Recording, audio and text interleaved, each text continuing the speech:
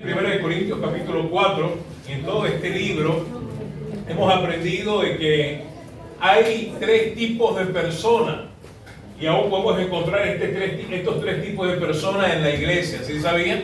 Eso ya es una clase un poco pasada, pero para remembrar un poco acerca del contexto con quienes Pablo, el apóstol Pablo, estaba hablando o a quienes se estaba dirigiendo, en la iglesia de Corinto se encontraban, repito, tres tipos de personas. Eso está en el capítulo 2 y en el capítulo 3 de esta carta.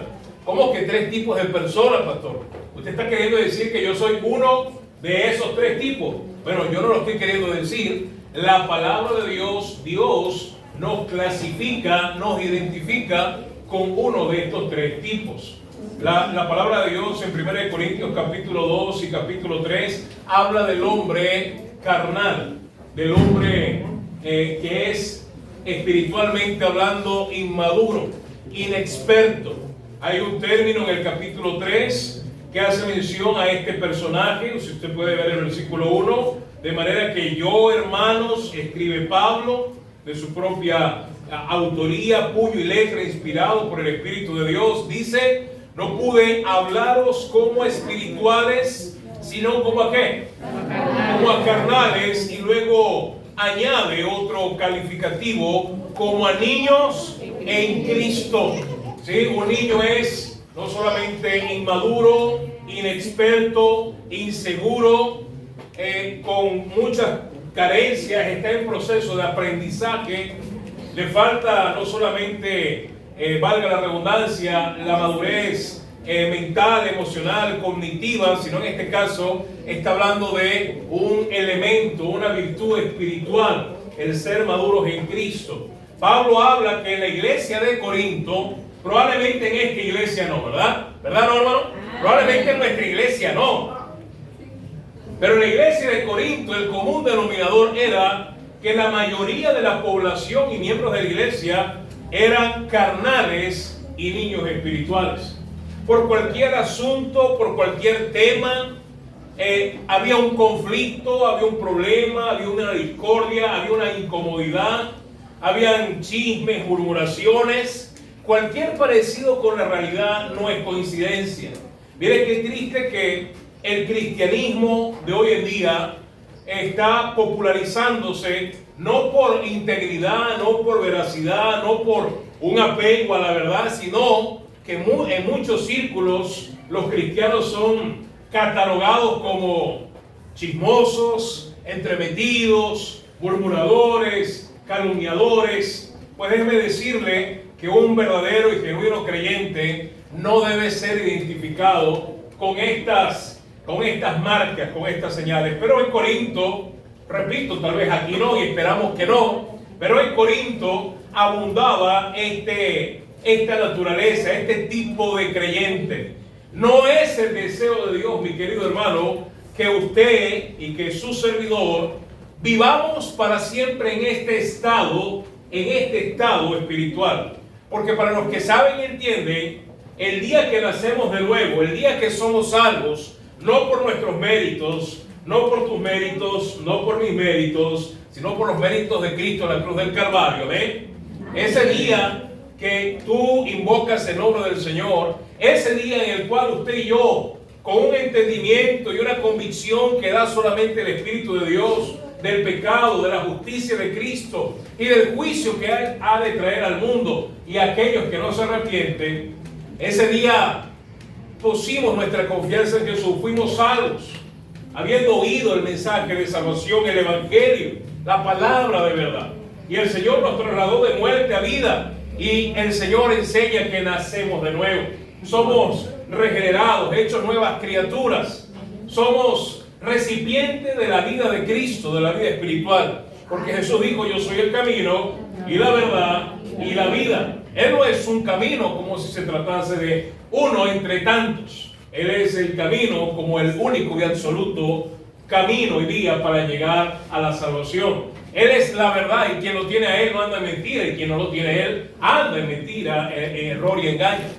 Y Él es la vida y quien no lo tiene a Él anda en muerte y rumbo a la muerte eterna. Pues resulta que en Corinto ciertamente muchos, escuche bien, en Corintios ciertamente muchos depositaron y pusieron su confianza en Jesucristo. Había personas que nacieron de nuevo, pero muchos de ellos se quedaron en ese primer nivel, en esa primera etapa espiritual, de infancia espiritual. ¿Se imagina? Le pregunto, ¿tendría lógica? ¿Sería normal? ¿Sería congruente? Escuche bien, ¿sería sano que usted y yo hoy depositemos nuestra confianza en Cristo, hipotéticamente hablando? En el caso de que usted no sea creyente, hoy el Señor le convence a través de su palabra, entiende que hay una condenación, que hay un castigo, pero que Dios ha provisto salvación y perdón para aquellos que se humillan y se arrepienten, creyendo en lo que Cristo hizo por ellos en la cruz del Calvario. Y hoy usted cree eso. Y hoy usted es salvado por el Señor. Y hoy todos sus pecados son perdonados. Y hoy usted es hecho nueva criatura. Pero pasan 5, 10, 15 años.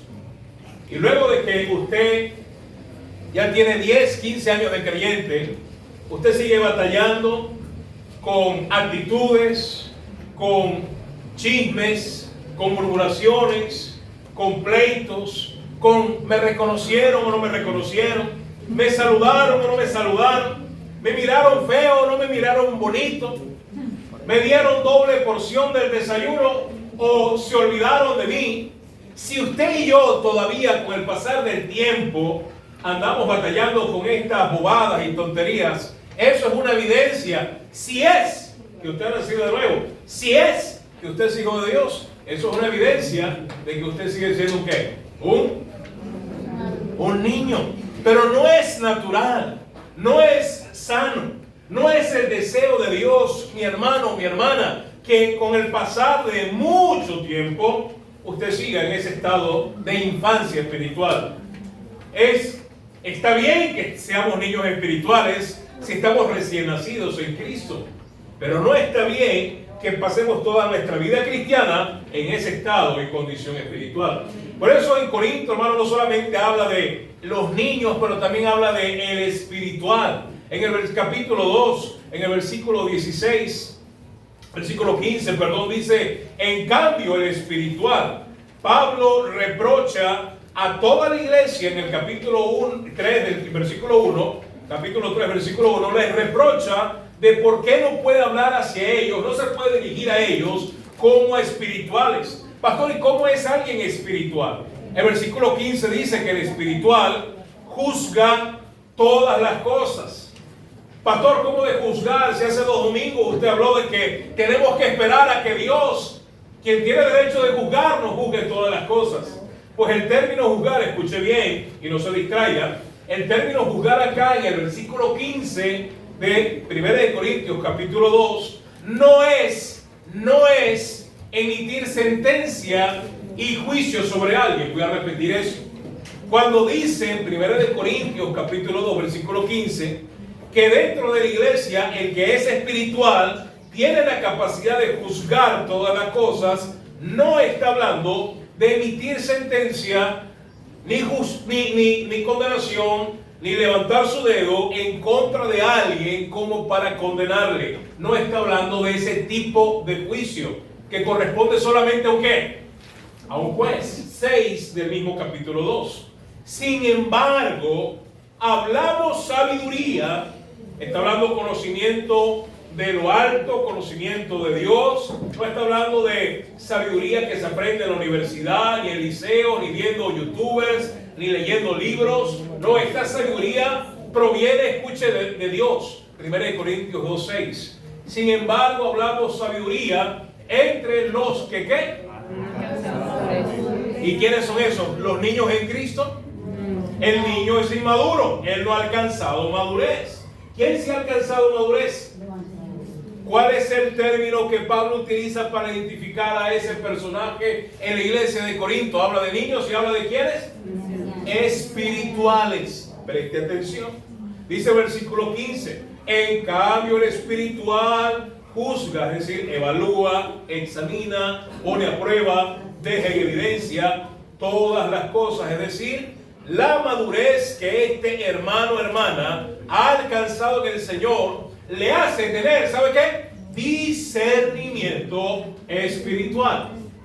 En otras palabras, el espiritual, el maduro en Cristo, es un personaje, es un creyente que va a ser difícil de engañar, difícil de manipular. ¿Sí me doy a entender? Y termina diciendo el versículo 15: pero él no es juzgado de nadie. ¿Cómo es eso, pastor? Si usted ha leído este versículo muchas veces y no lo había entendido, se lo explico. Aunque él tiene la capacidad de evaluar lo que sucede en su vida, discernir y entender la voluntad de Dios en su vida, y aún puede discernir eventos, circunstancias y situaciones en la vida de otros, a la misma vez, por su buen testimonio, por su integridad. Y escúcheme, no estamos hablando de alguien que no falla, no estamos hablando de alguien que no peca, pero estamos hablando de alguien que cuando falla y cuando peca, reconoce y da los pasos necesarios para corregir y evitar que se repita esa caída en su vida. Esa es la diferencia entre alguien maduro y alguien inmaduro. El inmaduro va y se golpea con la silla y se levanta y vuelve a golpearse con la silla, hasta que aprende que no debe golpearse con la silla. ¿Amén o no? Pero en cambio el espiritual dice: no, yo no puedo permitirme esto otra vez en mi vida. No voy a permitir que suceda. Yo amo a Dios, yo quiero honrar a Dios, yo quiero ser usado por Dios. Y busca la manera y da los pasos necesarios según el consejo de Dios para evitar que su caída vuelva a repetirse o cualquier situación comprometedora. Como una vez un predicador de antaño dijo: si usted quiere evitar caídas, si usted no quiere caer, hermano, evite lugares resbaladizos. Y tiene mucha lógica. Ahora, ¿qué está diciendo? Pero él no es juzgado de nadie. Lo que está diciendo, hermano, o lo que quiere dar a entender Pablo, es que aquel que es maduro en Cristo, por su vida de integridad y de buen testimonio, los espectadores, porque entiendas, hermano, que el creyente es una carta, un libro abierto, leída por la gente. ¿Sabía eso? ¿Sí? Escuchen lo siguiente. La gente, el común denominador de las personas, no lee la Biblia. Algunos esta mañana están acá y tal vez sea su primera o segunda vez que leen algo de la Biblia en su vida. Algunos que dicen ser creyentes tienen que esperar a un domingo para abrir la Biblia. Algunos están acá de años y todavía no pueden recitar de memoria y en orden, ni siquiera los 66 libros de la Biblia. Pena debería darles. Por eso, porque el común denominador no está leyendo la Biblia. Pero ¿sabe qué Biblia sí lee la gente? ¿Sabe qué Biblia sí lee la gente todos los días? Tu vida y mi vida. Tu testimonio y mi testimonio. En algunos casos, el tristemonio. Escúcheme bien. En algunos casos, el tristemonio de algunos. Miren, y va a venir tiempos peores, oye. ¿Sí? Sí sabe lo que le pasó a los hijos de Job. ¿Sí sabe lo que le pasó a los hijos de Job? Todo el techo se le vino encima, ¿verdad? Así que mejor ponga esa cuenta con Dios hoy. ¿Por qué tiene miedo? Ahora, sígueme acá. El testimonio de este hermano o hermana que es maduro en la fe es tan alto, de buena estima, como dice el proverbio, de buena estima, más que las muchas riquezas, y su fama, buena fama, más que la plata y el oro, es tal, hermano, que difícilmente alguien encuentra un motivo para levantar su dedo y señalar a esa persona. De eso está hablando. Esa es la misma idea, escúcheme acá, de lo que Pablo habla en 1 Timoteo capítulo 3 cuando menciona los requisitos o los requerimientos para alguien que es llamado o aspira, mejor dicho, un aspirante al ministerio. Y de eso vamos a hablar ahorita. ¿Cómo un aspirante al ministerio, pastor? ¿Ministerio de educación, cultura y deporte? No, ministerio significa servicio. Ministerio significa servir a Dios con todo lo que Él te ha dado, dones, talentos, habilidades, y servirle con toda tu vida a tiempo completo. Y en 1 Timoteo capítulo 3 hay un requisito sine qua non para aquellos que responden, no solamente aspiran, sino que responden al llamado al ministerio. ¿Y sabe cuál es? Se requiere que los pastores, los ancianos, los obispos sean irreprensibles. La palabra irreprensible significa que no haya motivo alguno de alguien que levante su dedo, un motivo legal, real, genuino, ¿sí? De peso. Porque voy a decir algo, hermano. Siempre la gente tiene algo que decir de los pastores. Ese pastor bien gordo que está, ¿verdad? ¿Cómo lo quieren gordo? Pero para los que me conocen, no me conocen, siempre he sido gordo. Antes de ser pastor. Entonces no es por esto que estoy gordo. Más bien estoy rebajando, ya bajé una talla, hermano. ¿Sí? En serio, hermano. Increíble, aunque no parezca, ¿verdad? Ahora, eso es para los detractores, ¿verdad? Es decir, siempre va a haber difamadores, injuriadores, pero el asunto que Pablo habla es que sea un motivo genuino, veraz, que alguien levante su dedo contra alguien y decir, no, mira, esto está comprobado, esto es legalmente así, no puede. Eso sí sería una mancha, ¿sí? Ahora, volviendo al contexto de Corinto, 3 tipos de personas había en Corinto, ¿sí? El niño en Cristo, el inmaduro, y se ve por toda la carta las constantes amonestaciones, correcciones, reproches que hace el apóstol con la iglesia en general, y algunos tantos, algunos pocos contados con los dedos dentro de la iglesia que habían alcanzado madurez y estaban luchando contra una mayoría que se resistía a madurar. Pregunto, hermano, ¿sucede así en la iglesia de hoy en día? A ver, ¿en qué grupo para que no te sientas juzgado por nadie, sino por ti mismo, ¿en qué grupo te catalogarías y te identificarías tú en este momento? No, pastor, yo soy de los espirituales, los maduros, los que le escupen clavo y fuego y aguantan. ¿Seguro? Los que no buscan reconocimiento humano, los que servimos al Señor por amor y abnegación, y aun aunque no recibamos nada, seguimos fieles al Señor con un corazón intacto. ¿Seguro? ¿Seguro? Aquellos que fielmente obedecemos, aquellos que se nos dice salta y pregunto hasta dónde. ¿Seguro? Hay amenes. A Dios no podemos engañar. ¿Amén o no? Y si usted no es maduro en Cristo, entonces le quedan 2 opciones. Pastor, entonces por lo menos soy salvo, ¿verdad? Pero si usted no está seguro de eso, lo duda, debería saberlo. Usted debe ser la primera persona en saberlo. Usted entonces es un niño o, dice el versículo 14 del capítulo 2, pero el hombre natural. ¿Quién es el hombre natural? ¿Por qué habla de natural? Porque es el contraste de lo sobrenatural. Escúcheme acá. Cuando alguien se arrepiente, cuando alguien entrega su vida a Cristo, a ver cuántos acá pueden decir que son hijos de Dios, convencidos de que han nacido de nuevo. Amén. El acto del nuevo nacimiento, escúcheme acá, es un acto sobrenatural. Es algo que no depende de nuestra naturaleza. No va a ser reproducido o no se va a dar o a gestar naturalmente como somos. Somos pecadores. ¿Y el pecado qué produce? Más pecado y muerte. ¿Amén o no? El pecado no produce vida. El pecado no produce perdón de Dios, santidad y purificación. El único que puede traer eso a nuestras vidas es Dios por medio de un acto sobrenatural. Hombre natural, escuche bien lo que le sucede a usted, amigo, amiga, que sigue siendo naturalito. Tal cual como salió del vientre de su madre, aunque tal vez con algunos cambios físicos, ¿verdad? Algunos más que otros, pero el hombre natural dice, no percibe. No percibe significa no capta, no la agarra, ¿sí? Es más, tengo 15 minutos hablando y el hombre natural no ha entendido lo que yo he dicho.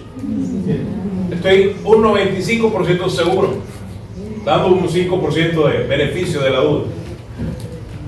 El hombre natural no percibe las cosas que son del Espíritu de Dios. ¿Sabe por qué? Porque las cosas del Espíritu de Dios son cosas que... Sigue el juego de palabras, hermano. El hombre natural no puede percibir lo sobrenatural. Las cosas del Espíritu de Dios son cosas que sobrenaturales. Va más allá, hermano, de nuestros límites sensoriales o sensitivos. Va más allá de el plano físico y terrenal, si me lo voy a entender. Dice, porque para él son ¿qué? ¿Qué está diciendo ese pastor? Locuras. Oigo. Estaba leyendo ayer, hermano, me gusta esa historia cuando Pablo da su testimonio de cómo nació de nuevo, de cómo fue convertido al cristianismo. Y él encarcelado, privado de libertad, no tiene que ir allá, le mando tarea a la casa, ¿verdad? El libro de los Hechos, capítulo 20 al 25, lo puede leer. Y está allí ante el tribuno, el tribuno Félix en Cesarea Marítima. Y Félix estaba entregando el puesto a Festo, a Porcio Festo. Y Porcio Festo, ahora tomando la administración de esa área de Cesarea Marítima, encuentra que hay un preso que dejó Félix, y es nada más y nada menos que el apóstol Pablo, quien había apelado al César. Eso de apelar al César es una predicación de otro día, está muy interesante. Pero él había apelado al César, y como ciudadanos romanos tenían ellos el derecho de no juzgarle, sino César. Y César iba a emitir la sentencia, ya. César, sí, el emperador romano.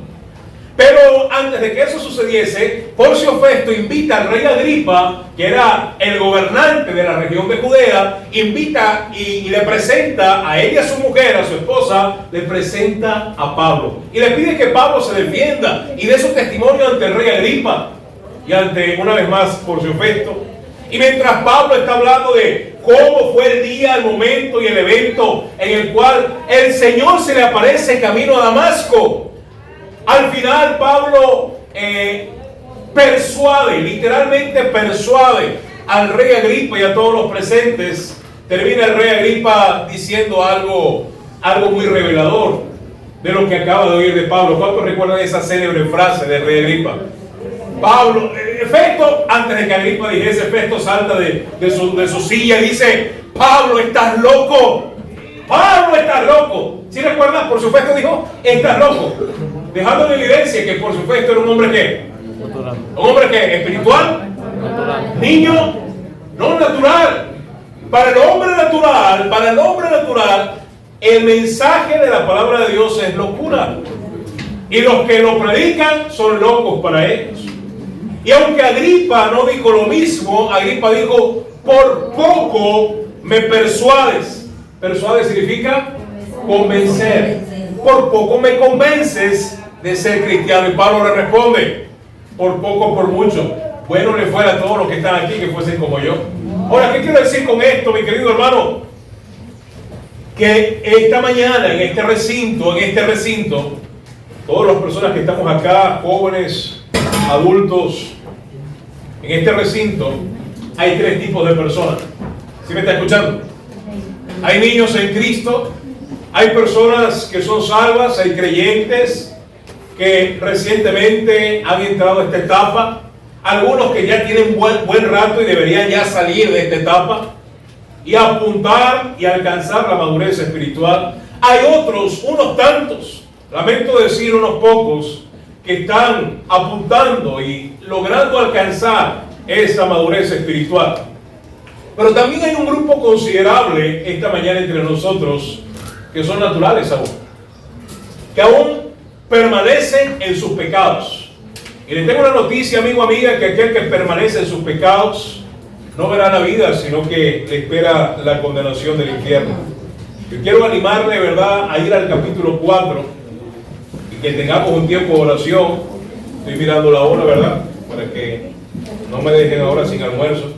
Mire, está justo y preciso, hermano, estamos bien. Vamos a orar, vamos a cerrar nuestros ojos, vamos a inclinar nuestras cabezas y vamos a pedirle dirección al Señor para avanzar y seguramente finalizar el capítulo 4 de 1 Corintios, ya con esa introducción, ya con esto claro. Y les recuerdo que nadie entra, nadie sale. Gracias, Padre, por este tiempo y gracias por la oportunidad que tú nos das de oír tu palabra. Gracias por la oportunidad que tú nos das de reunirnos en tu nombre. Perdona nuestra humana debilidad, perdona nuestros pecados.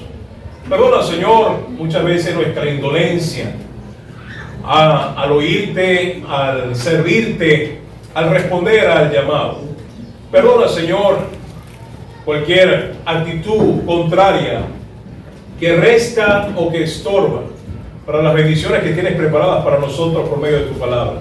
Que tu Espíritu Santo se pasee en medio nuestro, seas tú dirigiendo este mensaje, que no sean palabras de hombre, que no sea conocimiento humano, sino que sea tu palabra, tu poder, para edificar a tu iglesia y para convencer a aquellos que contradicen, a aquellos que se oponen, a aquellos que necesitan tu luz, necesitan pasar de puerta a vida.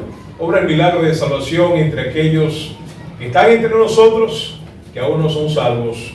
Gracias, Padre, por este tiempo especial. En nombre de Cristo te lo pedimos.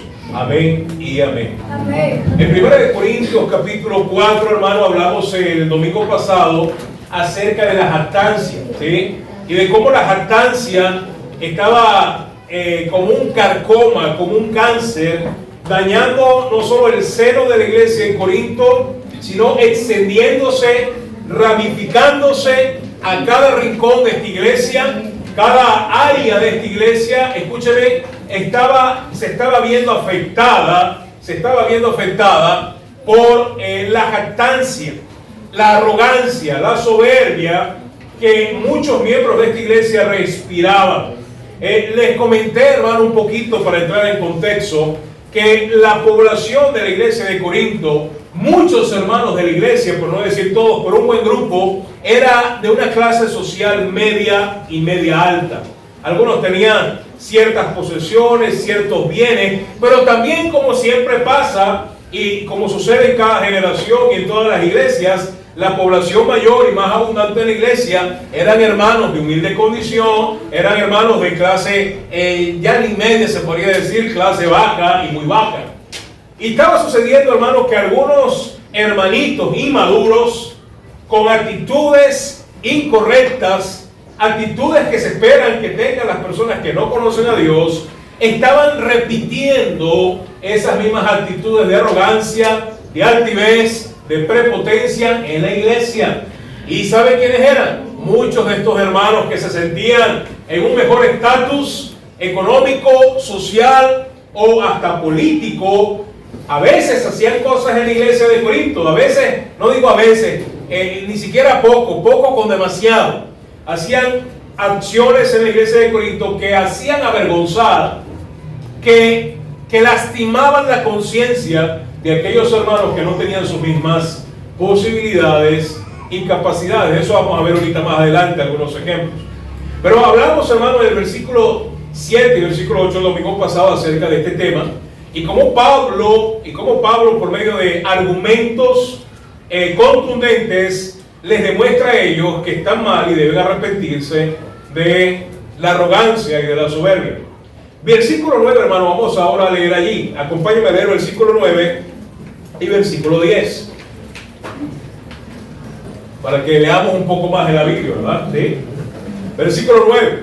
Porque según pienso, dice Pablo, Dios nos ha exhibido a nosotros, los apóstoles, como postreros, como a sensatos,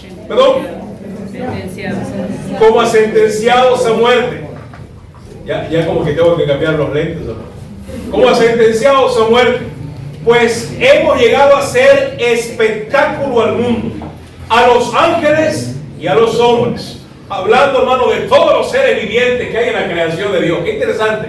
Qué manera tan peculiar de expresar Pablo los testigos de los sufrimientos de los apóstoles y de todos aquellos que han respondido al llamado del ministerio.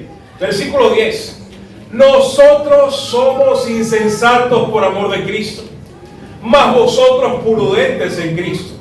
Nosotros débiles, hablando de los que sirven a Dios, mas vosotros fuertes, iglesia. Vosotros honorables, iglesia, mas nosotros despreciados. ¿Qué está diciendo acá el apóstol Pablo, hermano? El mensaje de esta mañana se titula, escuche bien, el mensaje se titula El costo del ministerio. El costo del ministerio, si ustedes los que anotan. Pastor, ¿qué es el ministerio? El ministerio es un privilegio, hermano, ¿sí? Es el privilegio de servir a Dios. Es responder al llamado que Dios ha hecho a servirle a Él. No solo a seguirle, sino a servirle. con todo lo que Dios te ha confiado a ti y a mí. Dios nos ha confiado, hermano, nos ha capacitado de dones, talentos, habilidades, tiempo, recursos. Y el ministerio no es otra cosa que ese espacio, ese lugar y aún esa condición que usted y yo podemos disfrutar, porque escúcheme, servir a Dios es un deleite. No hay mejor labor, no hay mejor trabajo, porque es un trabajo, déjeme decirle. Hay gente que cree que servir a Dios no es un trabajo. Pues le invito, por cierto, por eso que creo firmemente, hermano, que muy pocos están respondiendo al llamado al ministerio, porque saben que hay mucho trabajo. Pero el ministerio es trabajo, es servicio, es un deleite, y Pablo le habla en otra porción que es un privilegio. Pablo está hablando, hermano, que aunque el ministerio es un privilegio, el ministerio, hermano, querida iglesia, tiene siempre un alto costo. ¿Cómo es eso, pastor? Hay que pagar un alto precio. Aquellos que responden al llamado de servir a Dios con sus vidas, de negarse, de tomar la cruz, de poner a un lado, escúcheme, hermano, hermana, de poner a un lado planes, proyectos de vida, deseos, anhelos, ponerlos a un lado, no solo suprimirlos, no solo engavetarlos, literalmente tirarlos y olvidarse de ellos por completo, para entonces enrolarse, enlistarse en el ejército del Señor, en las labores del Señor. Hermano, hay que pagar un alto precio. Son padres, familias en las iglesias, hermano, que le piden a sus hijos y aún entrenan y preparan a sus hijos para que sean, dicen ellos, como el mundo dice, alguien en la vida. Y alguien en la vida para este mundo es contar con algún título, alguna profesión o tener algún estatus económico o social. Pastor, si no se logra eso, no somos nadie. Pues déjeme decirle que mi intención esta mañana no es minimizar ni restarle a cualquier logro académico o profesional que usted tenga o pueda llegar a alcanzar o fomente en sus hijos. Pero le tengo una noticia, mi querido hermano y hermana, iglesia. No hay nada mejor que servir al Señor. Y no hay ningún título, ninguna carrera universitaria, ninguna profesión, por muy en alta estima que este mundo la tenga, que se iguale a servir a Cristo. Aunque el precio sea alto a pagar. ¿Sabe? Se escucha de la gente que está en la universidad: me quemé las pestañas para lograr esta carrera. Me he sudado hasta la frente y algo más para llegar a donde he llegado. Y esa y más expresiones se utilizan. Pues yo quiero mostrar un poco, hermano, de... Se turnan todos los domingos, ¿cierto? ¿Sí? Vamos a... Miren, a partir del domingo que viene va a haber un hermano allá en la entrada con una cesta. Y vamos a echar todo allí, ¿verdad? Y el que suene se queda. Se vende para la ofrenda misionera. ¿Sí? Entonces, alguien que le ayude, porque me imagino que no puede controlar el sonido, ¿verdad? No se queden mirando y oyendo, hermano Omar. No. Tiene que colgar. Ayúdenme. Mire, hermano, segunda vez que lo traigo. Eso no lo traiga más porque es bien rebelde. No. Ahora, mira el versículo 9. Vean conmigo. El teléfono, digo, rebelde. Versículo 9. Versículo 9. Porque según pienso, escuche, mire, Satanás quiere que usted se distraiga, ¿sabía? Y va a usar cualquier medio a su alcance. La llamada más importante que usted pueda recibir esta mañana es la de Dios, no la del diablo. No estoy diciendo que esté llamando al diablo. Versículo 9. Porque según pienso, Dios nos ha exhibido a nosotros los apóstoles, escuche bien, en vez de ser primeros, Pablo está diciendo, nos han dejado ¿de qué? De último, como postreros, de últimos en la lista, insignificantes. Y Pablo no está aquí victimizándose. Pablo acá no está diciendo pobre yo. No, Pablo está hablando, mi querido hermano, y va a empezar, escúcheme, a enumerar el alto costo y precio que se tiene y que pagan aquellos que responden al llamado de Dios. Pablo dice en el versículo 10, nosotros somos insensatos por amor de Cristo, Mas vosotros prudentes en Cristo. Nosotros, ¿qué cosa dice, hermano? Débiles. Mira ahí en la Biblia. Mas vosotros fuertes. Vosotros honorables. Mas nosotros, ¿qué dice, hermano? Despreciados. ¿Cuántos hoy en día, hermano, desprecian al Señor y desprecian a los que sirven al Señor? ¿Amén o no? Amén. Versículo 11. Hasta esta hora, miren lo que dice Pablo, hermano. Para los que no sabían, Pablo está escribiendo esta carta desde la ciudad de Éfeso. Pablo está en la iglesia de Éfeso, Asia Menor. Eso ocurrió en el tercer viaje misionero, ya casi en el ocaso, ya casi en el final y término del ministerio de Pablo. Pablo está describiendo, hermano, algo que de principio a fin lo vivió en todo el ministerio y en todo el tiempo que sirvió al Señor. Por eso dice, hasta esta hora, está diciendo, mira, no ha sido diferente desde el principio. No ha sido diferente. No ha habido un estado distinto desde el día que comencé a servir a Dios. Hasta esta hora padecemos ¿qué?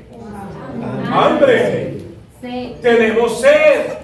Estamos ¿qué? Desnudos. Y sabe, no está hablando, hermano, en términos literales, aunque usa términos hiperbólicos, es decir, puede sonar hasta un poco exagerado, pero sigue siendo verdad, porque no está desnudo literalmente, no andaba en pelotas. Lo que está diciendo, hermano, es que Pablo no podía hacer el lujo que aún algunos hermanos en Corinto se podían dar, de ir a Zara, de ir a Nike, ¿verdad? De ir a comprarse unos tenis, unos Adidas, ¿verdad? Pablo dice, mira, no tengo ni tiempo ni el dinero para eso.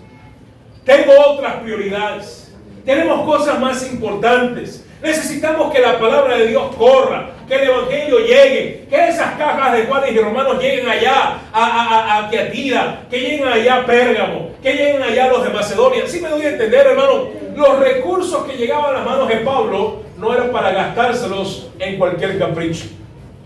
Y Pablo está diciendo, mira, padecemos hambre, tenemos sed, mientras tú te tomas tu Coca-Cola fría con un chorrito de limón, para la digestión, dicen algunos.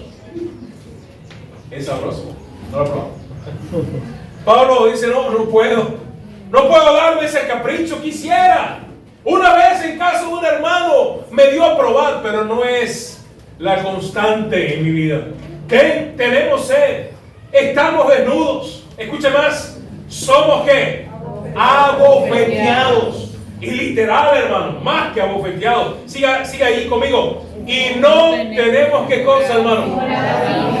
Por muchos años, hermano, y miren, no es mi intención asemejarme a Pablo, hermano. No le llegamos ni a los talones, y mucho menos al Señor. Y con pena lo digo, ¿verdad? Pero siempre en estos 12, 13 años que tenemos viviendo acá en la ciudad, porque no somos de acá. Ya muchos saben que no soy oriundo de San Juan. Por eso no crean que soy pretencioso, no por eso, ¿no? Trato no ser. Pero por algo que hemos orado de un principio, hermano, es por una casa. ¿Sí me debe entender? Dios, proveernos una casa. Y mire, no le niego, hermano, no le niego. Escucho hermanos, consiervos, buenos amigos, ¿verdad? Que también han estado en la misma petición de oración, sirviendo en otros lugares. Y uno ve, hermano, y le digo con toda humildad, sin ningún celo, ninguna envidia ni codicia, nos gozamos. Conozco hermanos que tienen el mismo tiempo de ministerio que nosotros y Dios les proveyó ya su casita. Amén. Y yo, producción, ¿por qué no nos ha provisto una casa acá en San Juan? Y sabe, leyendo este verso, ¿sabe qué recuerdo? Es que probablemente Dios no quiera que estemos siempre en San Juan. Ajá. Y empezaron a mirárselo. ¿Sabe por qué? Porque Dios hace un llamado particular a cada quien. Y sabe, uno de los deseos que tienen sus servidores es que haya más iglesias en más lugares. Amén. Y puede ser, hermano, no estoy diciendo que va a pasar. No conozco los planes futuros de Dios, solamente sé lo que Dios va haciendo el día a día con nosotros, pero tal vez el Señor dice, ¿para qué te voy a dar una casa en San Juan si en 5 años te voy a mover de ahí? Te la voy a dar en otro sitio. O tal vez puede ser que no es todavía el tiempo de que me la dé acá. ¿Sí me debe entender? Cualquiera que sea el caso, así que no se alarme, ¿verdad? Estamos hablando de distintos escenarios probables y posibles, porque nuestro Dios es así de soberano y hace como quiere. con quien Él quiere, especialmente con sus siervos. Pero Pablo me hace ruido esa frase, no tenemos qué cosa, hermano. Y usted lee, hermano, la vida de Pablo, y Pablo no tuvo propiedades. No se dice que Pablo tuvo una casa. Qué curioso que cuando estaban en Cesarea, antes de ser encarcelado, Pablo fue allá a Cesarea y visitó a un buen hermano. ¿Sí recuerdan la historia, hermano? ¿Sí leen la Biblia, el libro de los Hechos? Y cuando visitó a Felipe el evangelista. Y Felipe sí tenía casa. Es curioso, ¿no? Felipe sí tenía casa. Y hasta se habla de sus hijas que servían al Señor, eran ganadoras de almas, es lo que está diciendo. Y qué curioso, hermano, que, repito, sin querer levantar a uno más que otro, pero un gran siervo de Dios como Pablo, Dios no le dio una casa, se la dio a Felipe. ¿Y qué pasó allí? Es que el Señor quería ya a Felipe establecido en un solo lugar y quería que Pablo siguiera andando de aquí para allá. Puede pasar.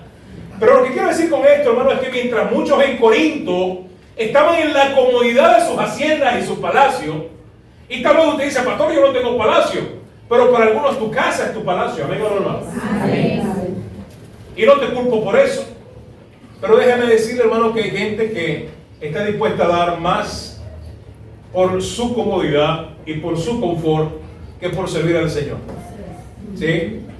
Hay necesidades, hermano. Mira, hay necesidades que no hay ni que mencionar, ¿sí? Que están a la vista. Qué bendición por el compromiso que hemos hecho para levantar unos salones allá abajo, que espero que pronto lo logremos, ¿sí? Pero ¿sabe? No debería haberse hecho así. ¿Sabe por qué no? Porque si usted y yo vemos la necesidad, debemos simplemente dar generosamente. ¿Sabe por qué se tiene que ser así? Porque no está a la disposición de dar generosamente, nos tienen que empujar a dar, nos tienen que estimular, nos tienen que obligar en algunos casos. Bueno, otros vieron, yo no voy a quedar sin dar, porque ¿qué van a pensar? El tacaño. Voy a dar. Pastor, ¿en verdad es así? Así es, hermano.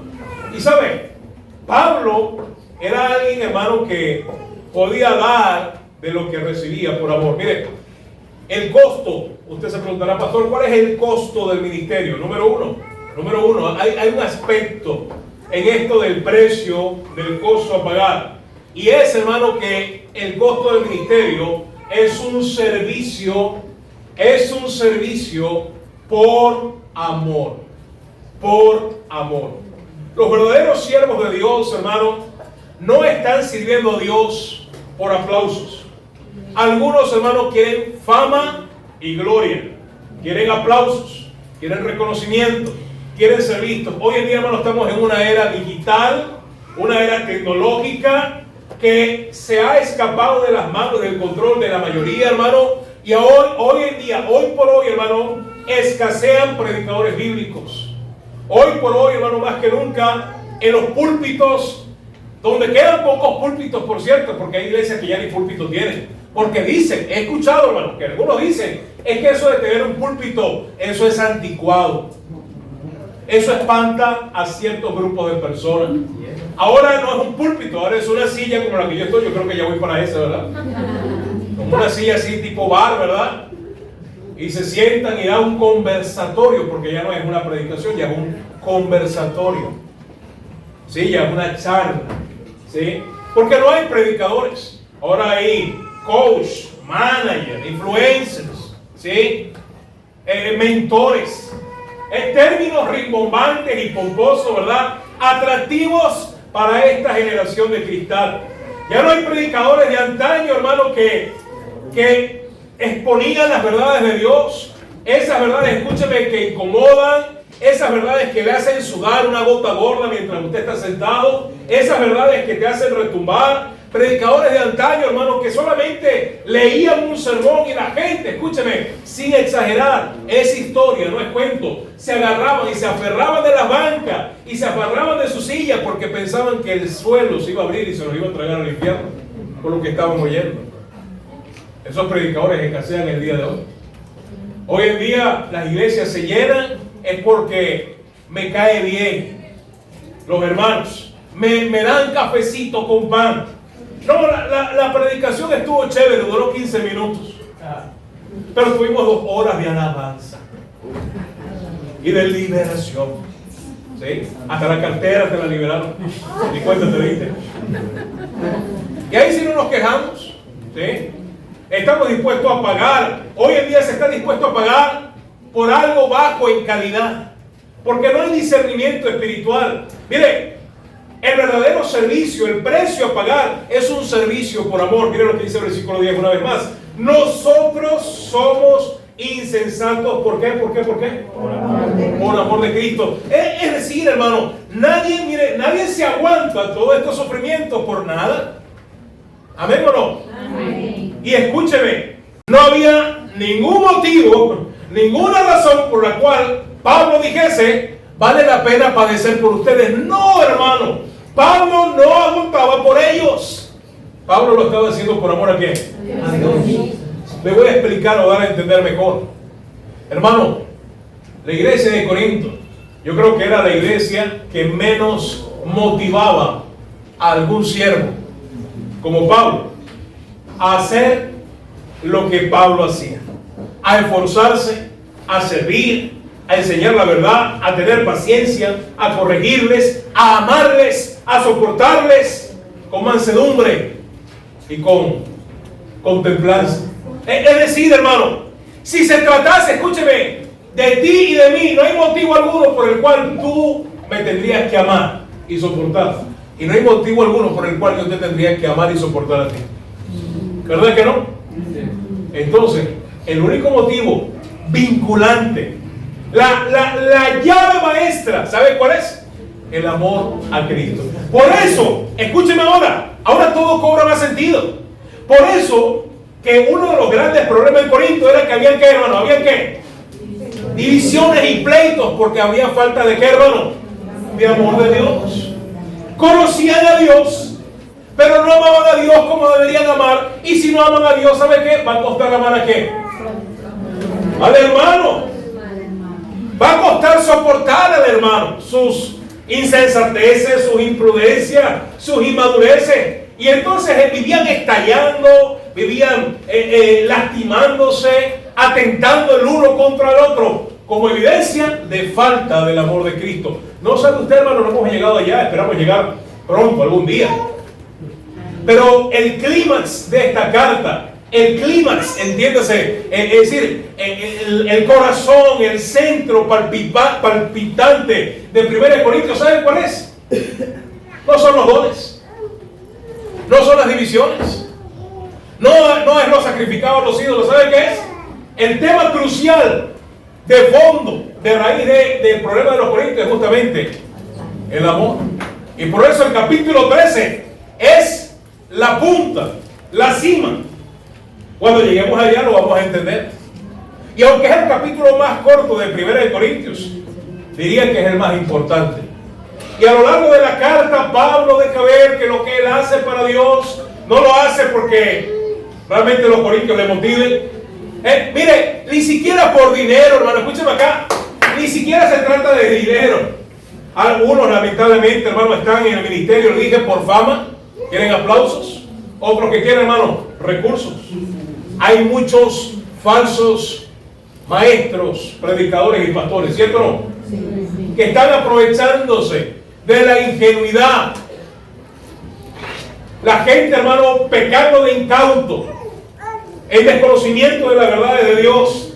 Estos lobos rapaces se aprovechan y despluman, no digo que las ovejas, porque algunas ni siquiera ovejas son, ¿verdad? Pero trasquilan a las cabras que se congregan con ellos. Escúcheme acá. Ni siquiera Pablo podía decir que podía sacar algún beneficio o ventaja monetaria de Corinto. ¿Sí me está escuchando? ¿Sí me está escuchando ya, hermano? Ni siquiera Pablo podía decir que podía sacar ventaja monetaria o financiera de Corinto. ¿Sabe por qué no? Pregúntese, pastor, ¿por qué no? Porque si algo le era difícil a los corintios, ¿sabe qué era, hermano? Era la iglesia. Escúcheme, era la iglesia que más le costaba dar para la obra de Dios.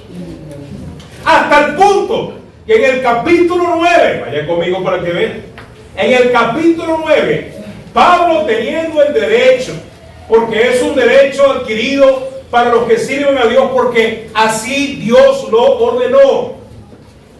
Dice en el capítulo 9, para los que, miren, el conflicto de la gente, el dinero, ¿sí? Ay, pastor, ya va a hablar de plata. No, yo no, la palabra de Dios habla infinidad este tema.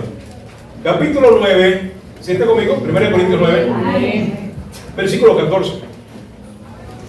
Si leemos el 13 dice, si leemos el 12 dice, 12, si otros participan de este, ¿qué? Derecho. Es un derecho.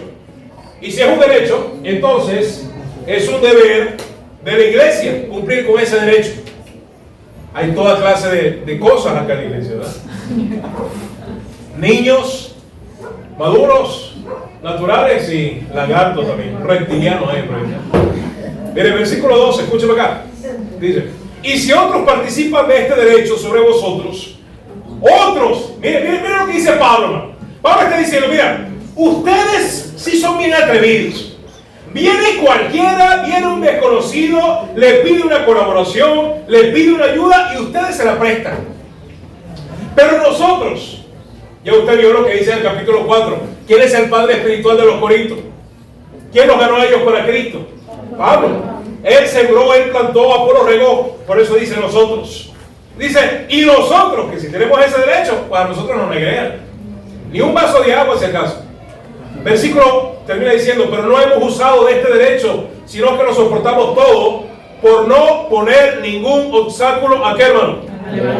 ¿Saben qué está diciendo Pablo? Algunas personas por ahí, sobre todo en las redes sociales, toman estos versos, los sacan de contexto.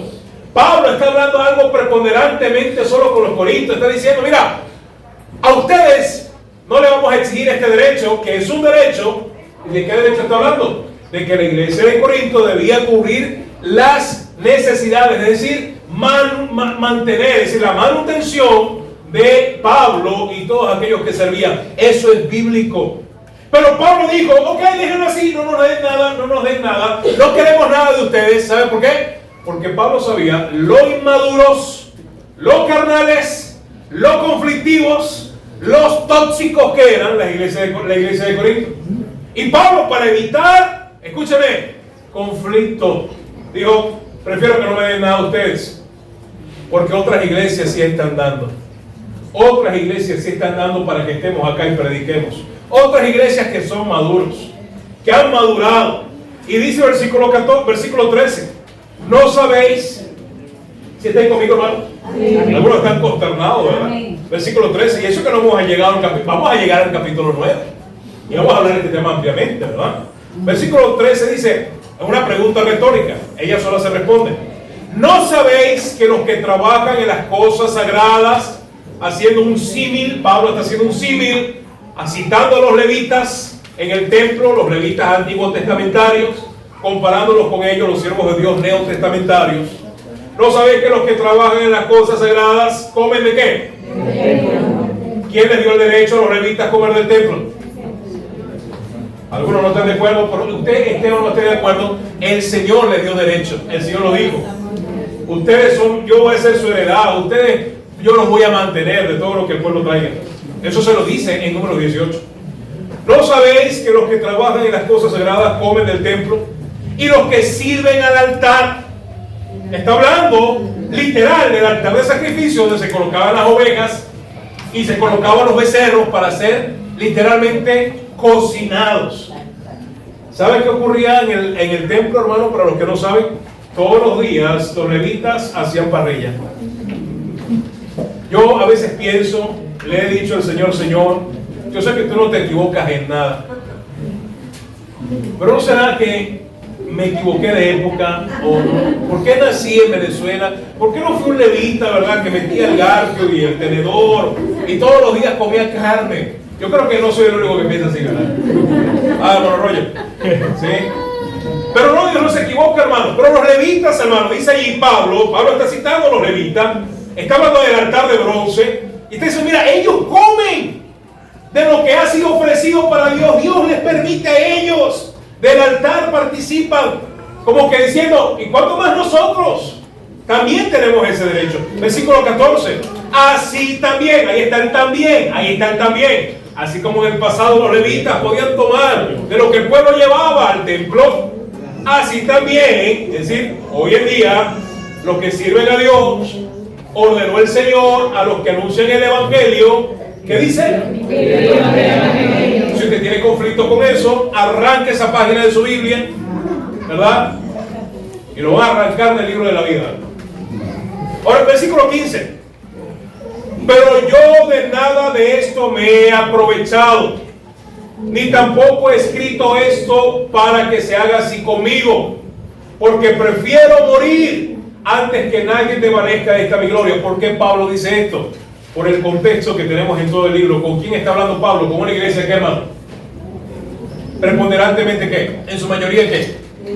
Inmadura, conflictiva, que temas como estos le buscaban la vuelta para discutir. Pablo dijo, me voy a ahorrar problemas porque ya hay bastante en esta iglesia. Bastantes problemas que hay en esta iglesia que resolver, que apremian para yo sumar uno más. Por eso Pablo dice en el capítulo 3, quisiera hablarles como qué, como a maduros.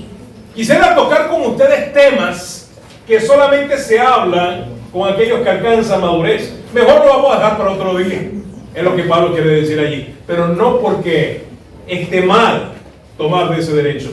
Por eso Pablo dice en el capítulo 4, mira, el precio del ministerio, lo que hacemos por amor, servimos por amor a Dios, porque si se tratase de lo que ustedes nos ofrecen, pues no nos dan nada. ¿Sí está conmigo ahora o no? ¿Recibía Pablo algo de los corintios?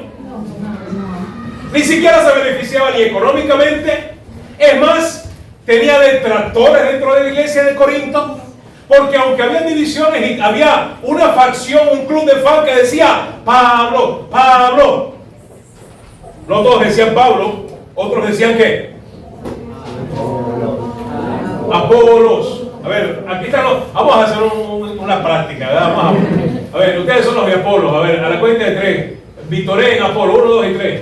Apolo, Apolo. A ver, muy bien. Y ustedes a Pablo, 1, 2, 3. Pablo, Pablo. Y ahí los de Cefas, que eran más poquitos, ¿verdad? Y los de Cefas, digan Cefas. Pero ahí estaban, ¿verdad? Fieles, ¿verdad? Y allá en la puerta, los más espirituales, los de Cristo, digan Cristo. Cristo, Cristo. Ahora se dan cuenta que todos son unos corintios. Todos divididos. Ahora, probablemente, ¿por qué no pensar que del grupo de los paulicianos, ellos de manera particular le enviaban una que otra ofrendita en el cumpleaños de Pablo, le mandaban algo? Pero esto se iban a oponer. ¿Se imagina que en esa iglesia vamos a levantar una ofrenda especial para el hombre que Dios usó y nos trajo el evangelio? Se iban a levantar los Apolos, y para Apolos no hay. Y Cefas también debe recibir. Y allá aquellos, no damos nada a los hombres, damos todo para el Señor. ¿Amén o no? Amén. Típica iglesia en Corintia. Por eso que Pablo dijo, no, vamos a ahorrarnos problemas, vamos a resolver otros asuntos.